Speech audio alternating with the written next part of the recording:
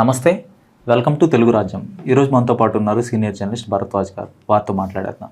Sir నమస్తే. నమస్తే. Sir కొంతమంది వైసీపీ నేతల తీరు, వాళ్ళు పర్సనల్గా ఎదుర్కొంటున్న కొన్ని కేసులు, వివాదాలు ఇవన్నీ జగన్మోహన్ రెడ్డికి కొంత చికాగ్గా మారాయా అనే ఒక ఫీలింగ్ కలుగుతుంది. ఇప్పుడు సీదిరి అప్పలరాజు విషయం తీసుకున్న ఈరోజు వెళ్ళారు ఆయన శ్రీకాకుళం పరామర్శించడానికి. సో అలానే తమ్మినేని సీతారాం ఇష్యూ కానీ, లేదంటే జోగి రమేష్ ఇష్యూ కానీ, వాళ్ళ పర్సనల్ వివాదాలన్నీ కూడా జగన్మోహన్ రెడ్డి కానీ వైసీపీ కానీ ఒక బ్యాగేజ్ లాగా మారినాయి అనే ఒక అభిప్రాయం కలుగుతుంది. సో మీరేమంటారు? అంటే బ్యాగేజ్గా మార్చే ప్రయత్నం ప్రభుత్వం కూడా చేస్తోంది కదా సీరియస్గానే. ఇప్పుడు అది పర్సనల్ గొడవ, పర్టికులర్గా ప్రతి ఒక్కరిది అదే. ఇప్పుడు ఆయన కొడుకు తాలూకా సఫరింగ్ ఏదో ఉంది, యాక్సిడెంట్ జరిగింది కదా అక్కడ అప్పలరాజు తాలూకా, ఆ గొడవే కదా అది యాక్సిడెంటు. దానికి సంబంధించి యాక్సిడెంట్లు జరుగుతాయి కదా అన్న టోన్లో జగన్ మాట్లాడాడు అనేది వివాదం రేపే ప్రయత్నం చేశారు. అంటే ఆయన పూర్తిగా విన్నాడా, ఆయనకి డైజెస్ట్ అయిందా, దాని మీద ఎలా మాట్లాడాలని అనుకుని మాట్లాడా, లేదు అనుకోకుండా అలాంటి వ్యాఖ్యానం ఏదైనా చేశాడా అనేది. జనరల్గా అలాంటివి జరగచ్చు. అతను మాట్లాడిన ప్రతి మాటని ఎక్కడో వివాదం చేయటానికి తెలుగుదేశం మీడియా కాచుకుని కూర్చుంది. అలాగే ఇవన్నీ పర్సనల్ లెవెల్లో ప్రతి ఒక్క ఎమ్మెల్యే మీద 100 ఎలిగేషన్స్ ఉంటాయి. ప్రతి నియోజకవర్గానికి చెందిన విపక్ష నేత మీద కూడా 100 ఎలిగేషన్స్ ఉంటాయి. ఏదో ఒక ఎలిగేషన్ని రైజ్ చేసి ప్రతి ఒక్కరిని కార్నర్ చేయటం అనే ప్రోగ్రాం తీసుకుంటే తప్ప ఇలాంటివి జరగవు. ఇది నిజానికి యాక్సిడెంట్ది జరగగానే దాన్ని జనరల్ కోర్సులో వెళ్లకుండా ఏదో ఇన్ఫ్లుయెన్స్ చేస్తున్నారు అన్న యాంగిల్లోకి తీసుకొచ్చిన తర్వాత అక్కడి నుంచి దానిలో బ్రైట్నెస్ కనిపించింది వాళ్ళకి. దీన్ని మనం ప్రాపర్గా వినియోగించి జగన్కి చుట్టడానికి అవకాశం ఉంది అని అనుకున్న తర్వాతే మిగిలిన పావులన్నీ కదిపి జగన్ని కూడా ఫ్రేమ్ చేశారు దానిలోకి. ఆ ఫ్రేమ్లోకి వచ్చాడు ఆయన కూడా. వచ్చాడు, అప్పలరాజుకి సపోర్ట్ చేస్తున్నాను, అతన్ని ఓదారుస్తున్నాను, అతన్ని ఏదో కన్సోల్ చేస్తున్నాను అనే భ్రమలో మాట్లాడాడు ఆయన. ఇలాంటివి జరిగినప్పుడు మీరు ఏం చేయాలో అది చెయ్యండి. జనరల్ కోర్సులో ఏం చేస్తారో అదే చేయండి. మేమే అదనంగా వాళ్ళని ఏదో రెస్క్యూ చేయమనట్లేదు. యాక్సిడెంట్ జరిగినప్పుడు మేము కాదు అని చెప్తారు ప్రతి ఒక్కళ్ళు. వాళ్ళకున్న అవకాశంలో ఒకవేళ అతను వేరే అతన్ని ఎవరినో పుష్ చేశాడు అనేది గొడవ అక్కడ. ఆ వేరే అతన్ని పుష్ చేశాడు అని మీరు అనుకుంటే, మీ దగ్గర దానికి సంబంధించి క్లియర్ పిక్చర్ ఉండుంటే, నిర్దిష్టమైన సాక్ష్యాలు ఉంటే, మీరు అకార్డింగ్ టు లా మీరు ఏది చేయదలుచుకున్నారో అది చెయ్యండి. అంతే తప్ప ఇదేదో మేము అన్నీ ఇలాంటి పనులే చేస్తాం అన్న జనరల్ టోన్లో మాట్లాడొద్దు. వాళ్ళ అబ్బాయికి సంబంధించిన గొడవ, ఒకవేళ ఈయన ఇన్ఫ్లుయెన్సో మరొకటో వాడి వేరే వాడిని ఆ కేసులోకి తోసే ప్రయత్నం ఏదైనా జరిగిందని మీకు అనిపిస్తే కోర్సులో మీరు ఏం చేస్తారో అదే చెయ్యండి అనే మాట చెప్పుంటే జగన్ గారు బాగుండేది.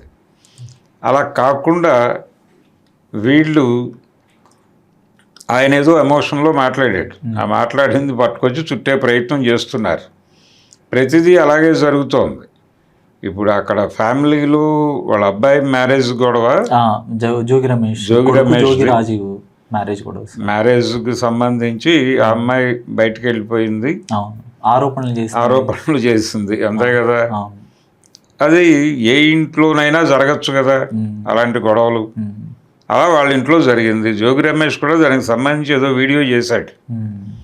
ఇది జనరల్గా ప్రతి కుటుంబంలో జరిగేది, మా ఇంట్లోనూ జరిగింది. ఇప్పుడు ఆ తమిళనాడు విజయ్ గారి ఇంట్లో గొడవలు కూడా రోడ్డు మీద పెట్టి దాడి చేసే ప్రయత్నం చేశారు కదా ఆ టైంలో. కానీ ఆ అమ్మాయి చేసిన ఆరోపణలో తీవ్రత, ఇంటెన్సిటీ చాలా ఎక్కువ ఉంది కదా సార్. చంపబోయారు ఇట్లాంటి. అవునండి, ఆ అమ్మాయి చెప్పింది. దాని మీద ఒక ఎంక్వైరీ జరగాలి కదా. జరిగిన తర్వాత నిర్ధారణ అయిపోయిందా, నిజాలని ప్రూవ్ అయిందా, అవ్వలేదు. అయిన తర్వాత కదా. సహజంగా గృహహింస కేసులకు సంబంధించి ఇలాంటి ఆరోపణలు ఒకదానికి మించి కూడా చేస్తూనే ఉంటారు. లేదు, అదేదో ఫ్యాబ్రికేటెడ్ అని కూడా అనుకోవాల్సిన అవసరం లేదు. ఆ అబ్బాయి నిజంగానే దుర్మార్గుడు అయి ఉండొచ్చు. వీళ్ళు కొడుకుని ప్రొటెక్ట్ చేసే ప్రయత్నం ఏదైనా చేసి ఉండొచ్చు. దాన్ని మీరు నిర్ధారించండి, నిర్ధారించి తీసుకెళ్ళి లోపలేయండి. ఎవడొద్దు అంటాడు? ఈ పబ్లిసిటీ వ్యవహారం కరెక్ట్ కాదు.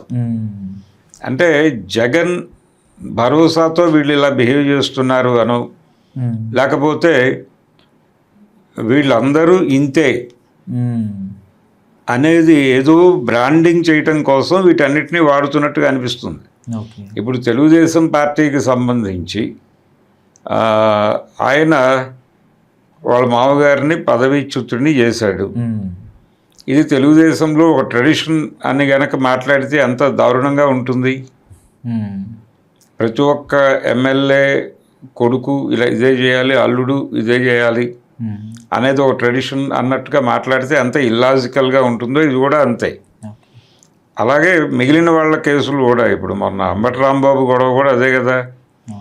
ఆయన అక్కడ ముద్రగడ పద్మనాభం ఎపిసోడ్లో అక్కడ ఆయన వద్దన్నాడు.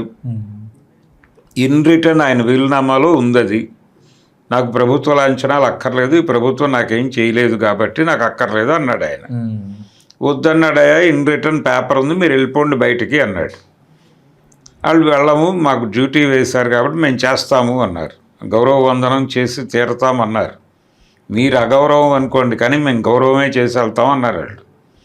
అన్నప్పుడు సరే మీ చావు మీరు చావండి అని వదిలేసి ఉంటే సరిపోయేది. వెళ్ళండి అవతల అని జనరల్గా అలా అన్నాడు ఆయన. భుజం మీద చేసి వెళ్ళండి అన్నాడు. ఫోటోలు తీశారు అక్కడ.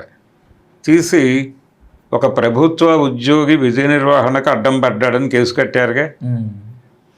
కేసు కట్టే అవకాశం ఉంది అని అనుకున్నాం మనం, నిజంగానే కట్టారు. ఇలాంటి వీటన్నిటినీ కక్ష సాధింపు కార్యక్రమాలనే అంటారు కదా. ఎవరింట్లో జరగలేదు, ఎవరింట్లో ఇలాంటివి జరగలేదు. భార్యను వేధించినటువంటి భర్తలు ఎమ్మెల్యేలు ఎంతమంది లేరు. బాలకృష్ణ సోదరు కూడా ఉరేసుకొని చనిపోయారు. ఇట్లా అన్ని కుటుంబాల్లో ఉన్నాయి పర్సనల్ గొడవలు. వాటిని రోడ్డు మీదకి లాగే ఎవరన్నా కేసులు పెట్టారా? ఇప్పుడు కాంగ్రెస్ హయాంలో వైఎస్ రాజశేఖర రెడ్డి ముఖ్యమంత్రిగా ఉండగా నందమూరి బాలకృష్ణ గారి ఇంట్లో కాల్పులు జరిగినాయి ప్రొడ్యూసర్ మీద. ఆ కేసు ఏమైంది? దాని మీద వివరాలు చెప్తాయి, నువ్వు తలక్కడ పెట్టుకుంటావో అని బెదిరించేవాడు ఆయన. ఆన్ ఫ్లోర్ అసెంబ్లీలో వైఎస్. ఈయన అలా చూస్తూ ఉండేవాడు. ఏం జరిగింది, యాక్చువల్గా ఏం జరిగింది, ఏదో మిస్టరీ ఉందనే సెన్స్ అయితే ఇచ్చేవాళ్ళు ఇద్దరు. ఆ మిస్టరీ ఏమిటో ఎవరి కథనాలు వాళ్ళకు ఉన్నాయి. ఈ రోజు కూడా సోషల్ మీడియాలో ఎవరికి నచ్చినట్టుగా వాళ్ళు ప్రచారం చేసుకుంటూ ఉంటారు. ఆయన చెప్పాడు, బెల్లంకొండ సురేష్ కూడా చెప్పడం. ఆ తర్వాత ఆయనకి రామానాయుడు గారి అబ్బాయి 3 సినిమాలు చేశాడు.